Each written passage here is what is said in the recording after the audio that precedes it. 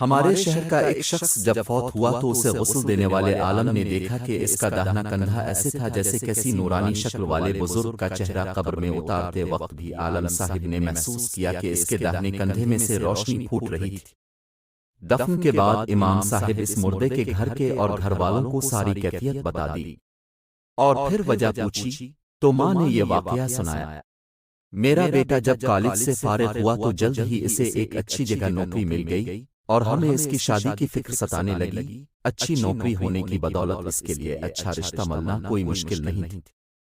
ہمارے پڑوس میں ایک دونوں پاؤں سے معذور لڑکی رہتی تھی جو ہمیشہ ہی ویل چیئر پر رہتی تھی اور بغیر سہارے کے کچھ نہ کر سکتی تھی۔ میرے بیٹے نے کہا امی مجھے اسی لڑکی سے شادی کرنی ہے۔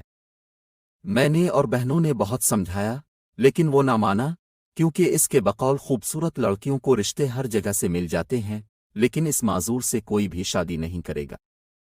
آخر کار ہمیں اپنے بیٹے کی بات مانی پڑی اور اس کی شادی اس معذور لڑکی سے کر دی۔ وہ ہر روز اپنا ناشتہ خود بنا کر اور اپنی بیوی کو کھلا کر آفس جاتا اور واپس آ کر بھی خود ہی سب کچھ کرتا۔ اپنی بیوی کو ہاتھ روم وغیرہ لے کر جانے کے لیے وہ اسے اپنے داہنے کندھے کا سہارا دیتا تھا، اور اسی لیے اس کا داہنا کندھا چمک رہا تھا کیونکہ اس نے اپنی زندگی کی آسائشیں اپنی معذور بیوی کے نام کر دی تھیں۔ اللہ پاک ہمیں معذوروں کا احترام کرنے اور ان کی ضروریات کو گھٹنے کی توفیق عطا فرمائے، آمین۔